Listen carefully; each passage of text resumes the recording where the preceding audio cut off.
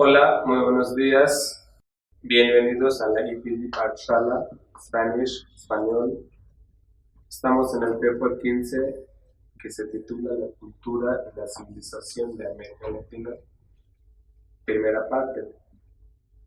Soy Dr. Murad Ahmad Khan y doy clases de la literatura latinoamericana en la Universidad Jawaharlal Nehru de Nueva Delhi. Vamos a hablar del módulo llamado La economía colonial. El objetivo principal del capítulo es promover acercamientos a nivel básico e intermedio a la materia, llamada la América colonial. El objetivo principal del capítulo es promover acercamientos a nivel básico e intermedio a la materia, llamada la economía colonial, con una bibliografía suficiente para desarrollar las destrezas lectoras. Se pretende dar un vistazo general sobre las obras y una breve biografía de ellas del periodo, mediante el uso del sinopsis o resumen de la obra y un texto o fragmento del mismo. El presente capítulo trata de la economía de la América Latina bajo el dominio de la corona española. La evolución de la estancia del siglo XVI a la hacienda del siglo XVII se logró a través de diversas formas de adquisición de tierras, como por ejemplo concesiones reales, tierras vacantes tras la conquista. Pero aún así,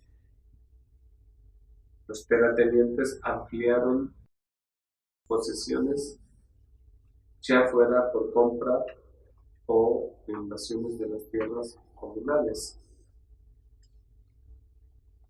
A finales del siglo XVI, la cuestión de los lindes de las tierras y los títulos asignados se había vuelto tan confusa que la corona trató de regularizar el status quo mediante un dispositivo conocido como composición de tierras, lo que permitía a los propietarios adquirir el título legal de la tierra que tenían en su poder mediante pago de una cuota para el tesoro real.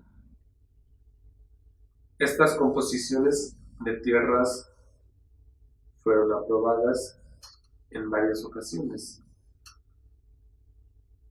en parte como una forma de aumentar los ingresos reales. El siglo XVI-XVII ha estado asociado convencionalmente con el desarrollo de la hacienda, la gran propiedad terrateniente que gozaba de ser la unidad económica más poderosa para la agricultura y una fuente prominente de estatus social. Las raíces de la creación de la hacienda volvieron a reanudar el tema de las concesiones de tierras en la época de la conquista. Estas tierras, conocidas generalmente como estancias, podían variar en tamaño y en el periodo inmediatamente posterior a la conquista fueron cultivadas en su mayoría para la subsistencia, no para fines comerciales. Cuanto mayor fuera la estancia, tanto más lo eran sus requisitos de mano de obra.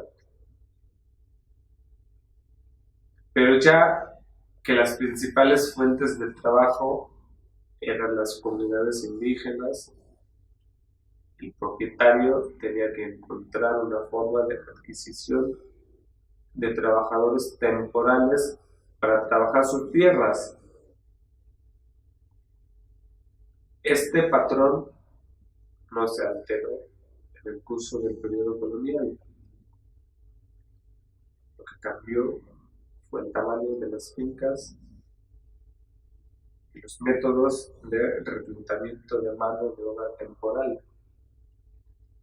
Las grandes haciendas se asociaban con la nobleza y la adquisición de los títulos nobiliarios era el motivo principal de los conquistadores y primeros pobladores. Los grandes terratenientes estaban constantemente tratando de absorber las tierras de los pequeños agricultores. Una gran finca era el mejor seguro ante una economía rural. Las haciendas no eran fáciles de mantener y sus hacendados sufrían problemas financieros muy a menudo, agobiados por la obligación de mantener los estándares de un gran señor, ya que ese era el motivo de ser propietario de una hacienda en primer lugar. El mantenimiento del prestigio social también les exigía donar grandes sumas de dinero a la iglesia, una práctica extendida entre los hacendados, con márgenes bajo de beneficio en general. Los grandes terratenientes a menudo se hipotecaban hasta la empuñadura, y una mala cosecha o una larga sequía bien podía significar un desastre financiero para ellos. Además, las leyes de la herencia hispana, que requerían la partición de la herencia entre todos los descendientes legítimos, a menudo derivaban en la ruptura de una hacienda en propiedades demasiado pequeñas para ser financieramente viables, y sus propietarios, a su vez, podrían verse en la obligación de tener que venderlas. Solo una minoría de los hacendados logró obtener del rey el privilegio de un mayorazgo, una vinculación legal que les permitió transmitir sucesiones indivisas al hijo primogénito de la familia. Las familias con mayorazgos constituyeron la más selecta élite de las Indias. A principios del siglo XVII, las Indias en su conjunto eran autosuficientes y generaban cereal y carne. El centro de Chile y sur del Perú se especializaron en el suministro de trigo y vino a Lima y exportaban a las principales ciudades de Perú. Potosí recibía suministros de las haciendas de lo que hoy es Argentina. Tucumán también se especializó en la crianza de mulas como animales de tiro para las minas de Alto Perú. La caña de azúcar se cultivaba en las islas caribeñas de La Española y Puerto Rico, en las zonas costeras de Perú central y en las zonas tropicales del sur de México. Las pieles eran producidas por las economías ganaderas del Río de la Plata, los llanos centrales de Venezuela y el norte de México. Por último, en los Andes peruanos se cultivaba la coca. Paraguay, por su parte, se especializó en la hierba del mate, la planta cuyas hojas se utilizaban y se siguen utilizando para preparar una forma de té, el cual se consume ampliamente en los Andes centrales y las regiones del Cono Sur. También se cultivaba cacao a lo largo de toda la costa de Venezuela para su exportación a México y alrededor de Guayaquil y Perú. Por otra parte, estaban en auge los colorantes debido al crecimiento de las industrias textiles europeas, la cochinilla y el añil fueron las principales exportaciones de la América española. También se producía tela en unos talleres llamados obrajes, que requerían una mano de obra cualificada. Aunque la escasez de mano de obra hacía fácil el reclutamiento, ya que los salarios no podían competir con los de la minería o la agricultura. Esto dio lugar a formas primitivas de coacción, tales como el uso de esclavos, convictos o indios que quedaron atrapados en las fábricas para trabajar debido a sus deudas contraídas. Otras industrias importantes fueron la construcción naval, la industria minera de la plata y la industria de extracción de oro. La riqueza de las minas de oro proporcionó a Nueva Granada un mayor grado de autonomía económica de México y Perú, más que cualquier otra región de las Indias. Este fue un factor importante en su paso gradual de capitanía general al virreinato en 1739. Por otra parte, también se estableció un nuevo enlace oceánico entre Acapulco, Nueva España y Manila, en Filipinas. La corona autorizó salidas 2 veces al año en los galeones de Manila, que intercambiaban plata de México con sedas, porcelana, especias y otros artículos de lujo importados en Manila desde el lejano oriente.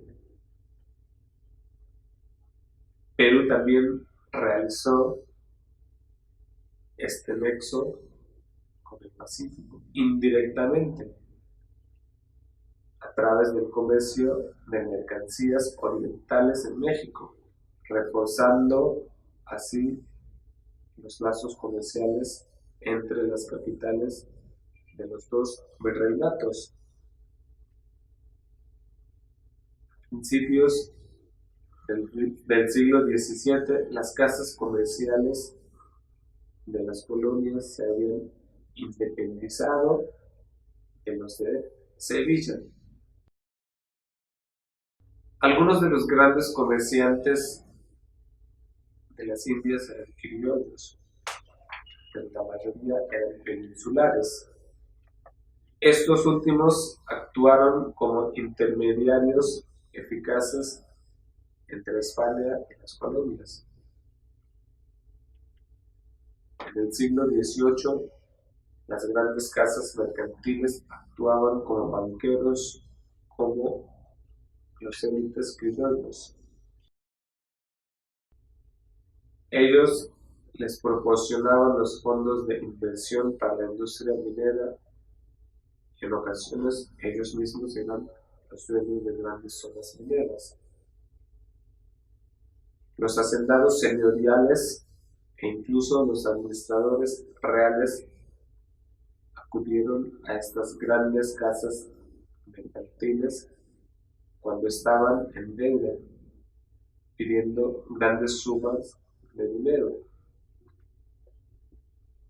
Las casas logró una influencia considerable sobre la política real en la década de 1540, las leyes nuevas. A finalizar la década de 1550, su doctrina era execrada por el Consejo de Indias, ya predispuesto a transformar las Indias en un territorio de máxima utilidad económica para la corona. Este cambio fue impulsado por el ascenso al trono de Felipe II.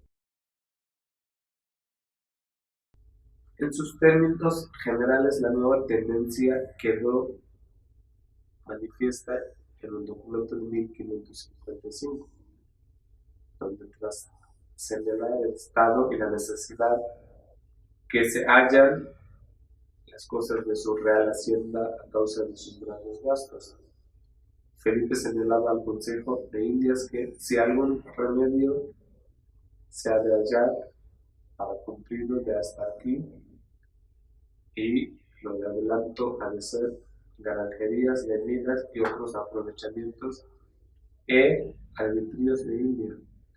Esta concepción caracterizara la política indiana de Felipe II. El tributo indígena fue el primer sector, como por ejemplo la oferta de los encomenderos en Perú de una elevada suma de plata con la perpetuidad de los repartimientos indígenas, primo al criterio de sus consejeros de actuar de forma gradual. La presión sobre el tributo indígena aumentó los ingresos de la Real Hacienda de manera directa. Repartimientos realengos e indirecta, al promover una mayor oferta de fuerza de trabajo indígena hacia las empresas de los europeos. También produjo otros efectos: erosionar las bases económicas del poder de las jefaturas étnicas y permitir al Estado un mayor control sobre la Iglesia al obtener de la nueva masa de plata del tributo los recursos para pagar salario a los curas doctrineros. El desarrollo de la minería en Nueva España estuvo caracterizado por dos aspectos. En primer término, el descubrimiento de los recursos mineros en las zonas áridas y escabrosas del norte, con escasa población indígena, desencadenó un proceso semicular de expansión territorial. Asimismo, en 1553, Bartolomé de Medina descubrió el método de amalgama por mercurio, cuyo uso se generalizó rápidamente y desplazó el procedimiento por fundición. El cambio técnico provocó modificaciones profundas en las estructuras del sector. Potosí poseía una singular estructura de producción. Los indígenas tenían una alta participación en el mineral extraído y controlaban con sus guairas todo el proceso de fundición, de acuerdo a los observadores de aquella época.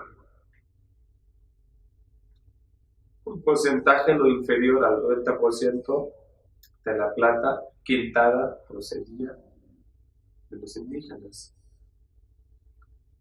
La crisis de Potosí obedeció sobre todo a la escasez de minerales de alta ley fundibles en las guayas, con lo cual la producción de plata dejó de ser una ocupación atrayente para los pueblos indígenas. Encomendó al virrey Toledo promover la minería del Perú mediante el cambio de su base técnica, o sea, ensayar el método novohispano de amalgama por Azogue desarrollado para los minerales de baja ley. Luego, al tasar el tributo y eliminar el servicio personal, el Estado terminó convirtiendo la merced de las encomiendas en una pura renta monetaria. El propio rey, al incorporar los repartimientos en su cabeza, participó en modo creciente de tal renta.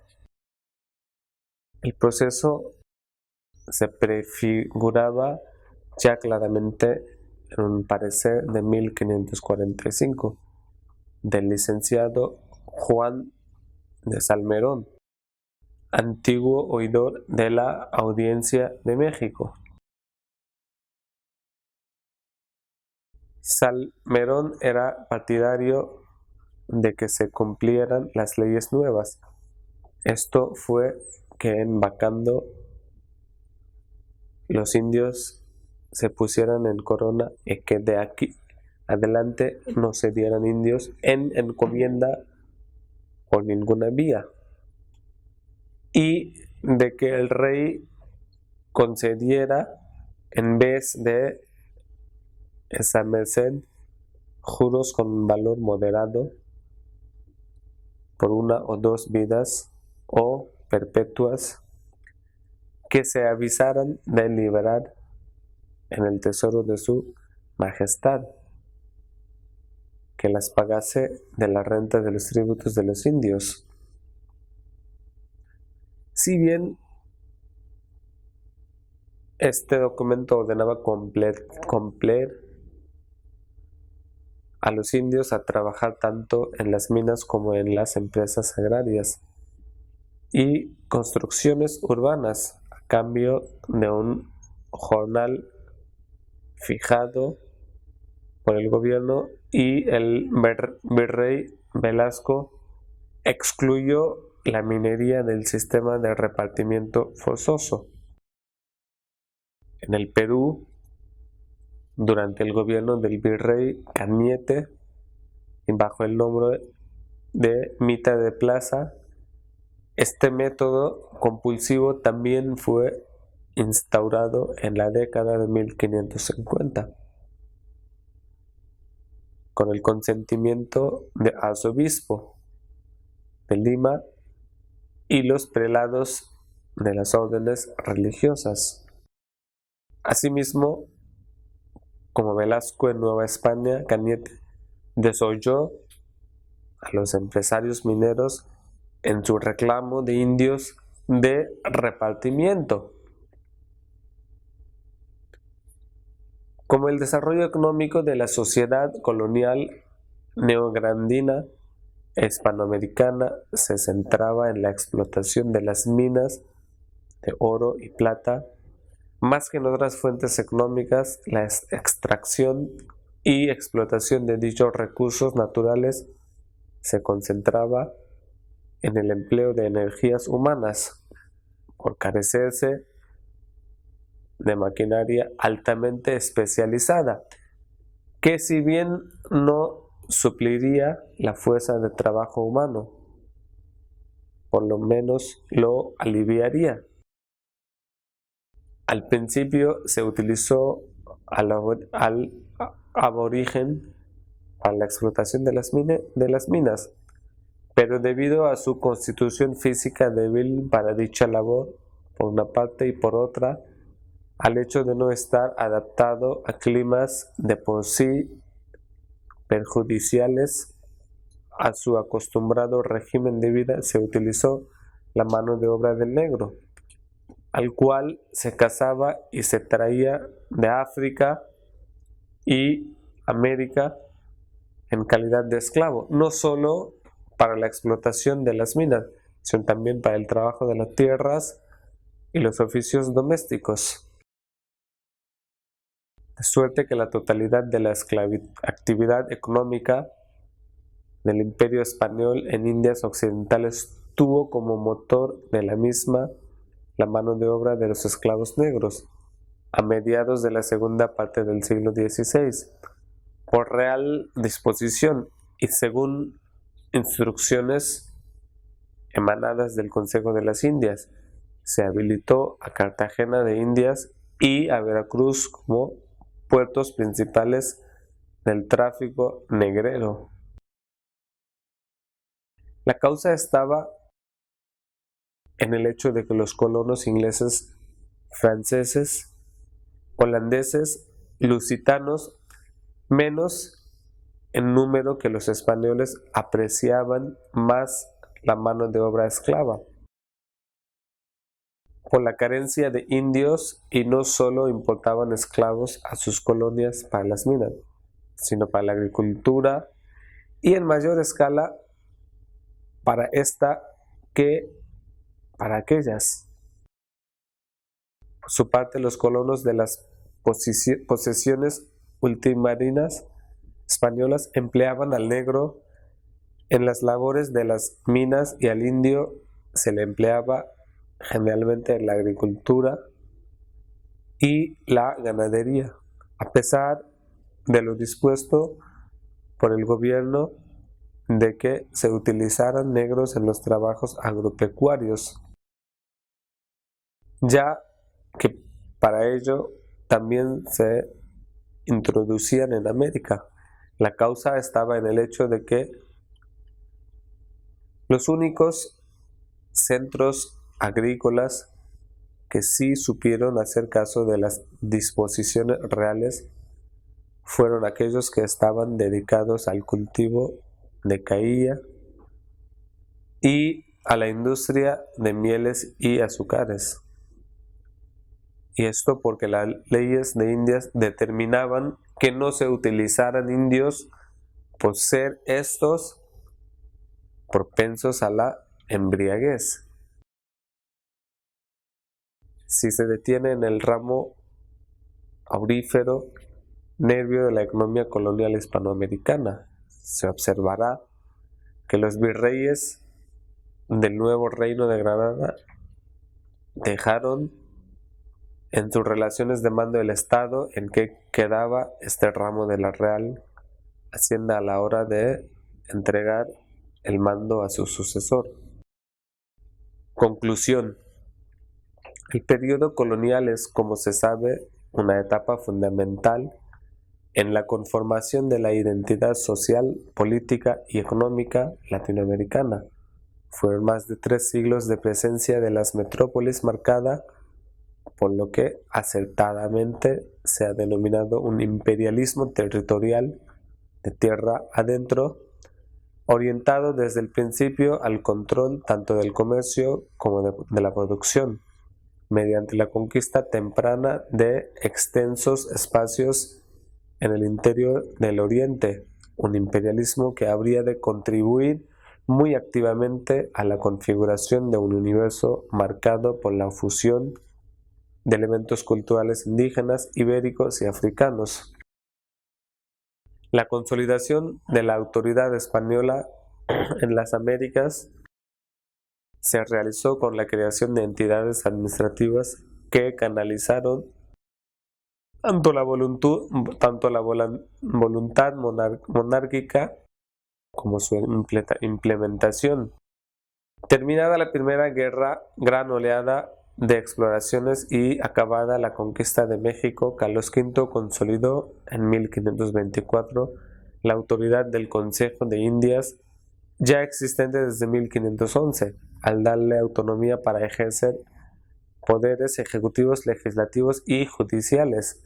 A la vez, la Casa de Contratación, establecida en 1503 para fiscalizar el comercio con las Américas desde Sevilla, pasó a depender del Consejo de Indias, y esto significó la concentración de los órganos administrativos relacionados con las Indias en una sola institución.